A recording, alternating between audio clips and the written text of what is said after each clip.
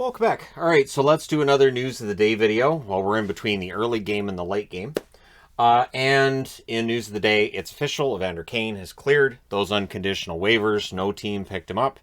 So the battle begins. The NHLPA, Evander Kane on one side, the San Jose Sharks on the other. You would assume the league's going to back up the San Jose Sharks in their position. And it's a $23 million price tag that basically has been washed away by the San Jose Sharks. So we'll see what happens, whether this gets settled on some level or what happens then, and if he signs somewhere else in the meantime, right? So for Kane, that battle has just begun, and yeah, we'll keep track of what happens. Bergevin, Marc Bergevin, who was, of course, fired as general manager of the Montreal Canadiens, and I've done videos on Bergevin, his time in Montreal. It's interesting because I know it's a divisive topic, but there were times where he made some really good moves. There were times where he didn't. There were times where I had some questions about his role and all that, but there were other times that he looked really good. So for Bergevin now, he has been hired by the LA Kings as senior advisor to the general manager. So, and as soon as you put in the two, immediately I have Dwight Schrute in my head. That's how that works. But yeah, so Bergevin's been hired by the LA Kings, and he'll advise Rob Blake of the LA Kings. And yeah, we'll see where this goes from here. There's always the possibility that this is setting Bergevin up for another role in the team, or Bergevin has simply been hired by the Kings and he's waiting his turn to see what else might happen, right? I know that initially when the Canucks got rid of Jim Benning, there was some discussion about whether or not Bergevin might end up being a front runner for the job in Vancouver. I haven't heard that since, but it's possible he gets interviewed by one of the teams needing a general manager right now. A game being postponed that was to be played tomorrow. Coach DJ Smith of the Ottawa Senators said if we get on that plane that we're playing, so they're not getting on the plane. The Edmonton game that was scheduled for tomorrow has been delayed until Saturday. So what was a pretty light night tomorrow in the NHL anyways. Let me see. Actually, it's not as light as today. Today there's the 2 games. So 1, 2, there's 3 games tomorrow. 3 games tomorrow and 3 that are now postponed, as the Tampa Bay, New Jersey game has been postponed as well. So I have that on the board, and the app's telling me that game's been postponed too. So what's happened is that the Oilers are dealing with a lot of players being on the list right now, right? The infamous list. And so that game's been pushed back to Saturday. New Jersey is dealing with a lot of players on the list right now. So it makes sense that game against Tampa Bay tomorrow would be postponed too. Glad I checked the app, right? So yeah, that's 3 games tomorrow instead of 6, and the NHL just keeps pushing back. So there's the 3 weeks for the Olympic break that they're going to utilize. That will definitely be the case, and there's increasing chance now that there'll be a week at the end of the season tacked on, which they really didn't want to do. They know they have to get everything done by the end of June. They really want to get back on their normal time frame of early October being the start of the season. And I've always been an advocate for, I'll say, the last week of September being the start of the season and getting the Stanley Cup awarded sooner, free agency done sooner, because hockey in June, it can be a challenge, right? It can be a challenge to sit and watch a hockey game when it's 35 degrees Celsius outside, or around 100 degrees Fahrenheit. So, we'll see what happens with more postponements for New Jersey. But I think they put 6 more guys on the. There was a lot. I think 3 went on today, and I think there were already like about 6 or 8. It's a lot. So for New Jersey, that game's been postponed for tomorrow. So since I wrote this on the board, it's happened.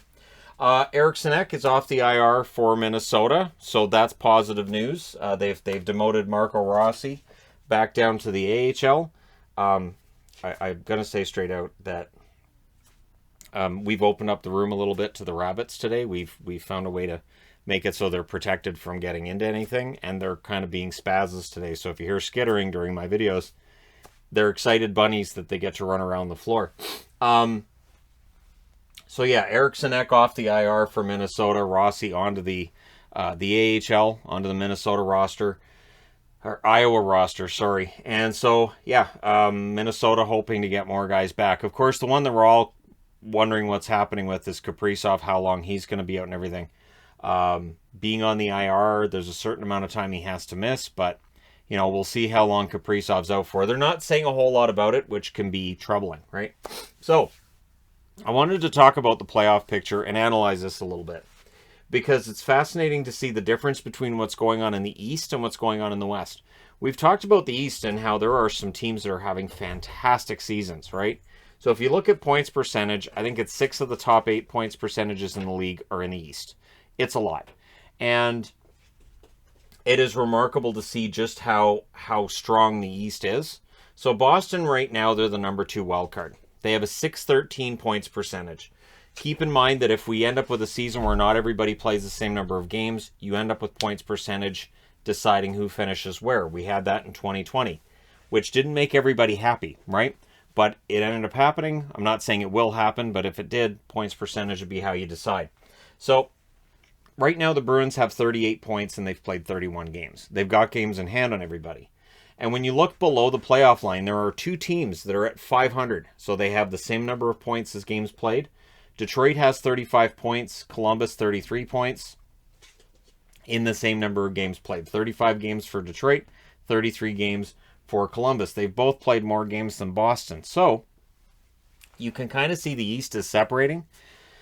You've got the top 8, and then you've got the other 8 below. And I mean, yes, the Islanders could go on a run. There's other teams that could potentially go on a run, like Philly could. Anybody could. Arizona could go on a run, but it's not very likely. So it's interesting because then you look out west, and right now the second wild card are the LA Kings. But they have a points percentage of 557, which is not in the top 8 in the West. So just beneath them are San Jose at 542 for their points percentage.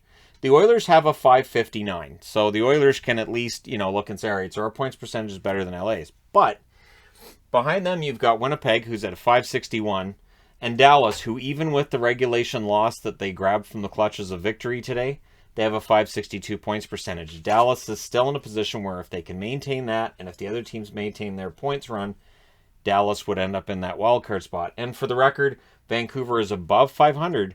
They have a 515 points percentage, but they have all these teams they'd have to jump over to get into that second wild card spot. So it's a fascinating look at just how close things are in the West and how many teams, if the trade deadline was tomorrow, this is an indication that a lot of teams in the West might not be willing to sell. In the East, you might find more teams that are willing to sell. Oddly enough, you'd have teams in the East that are more likely to be buyers who look at their record right now and say, hey, we've got a great record. We could go on a run here. And so I'm going to keep an eye on that the rest of the season because I think it's going to be a lot of fun. I also want to say in closing, the gray bunny rabbit you saw in the background of my videos yesterday, I think in the day prior as well, he has gone to a good home. We've now managed to find takers for 2 bunnies from that older litter. I'm keeping the 2 black ones. They'll be in my videos. The 4 little bunnies that we've got from the second litter are not ready to be adopted out yet, but soon. And the plan is that we're going to let 3 of the 4 get adopted out, including this little one that's skittering at my feet right now. They're all very sweet. Bunny rabbits are very sweet, but they can also be kind of destructive.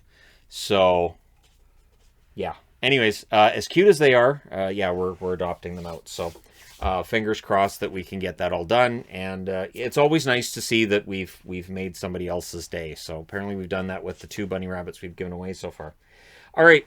Well, for $10. Anyways, thank you guys so much for watching, for all your support. Let me know your thoughts in the comment section below regarding any of this and the playoff hunt.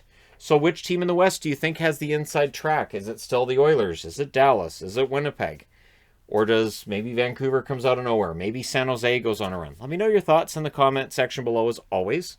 Don't forget to hit like and subscribe if you haven't done so already. Thank you guys so much for watching, for all your support. It means a lot. I will talk to you again soon.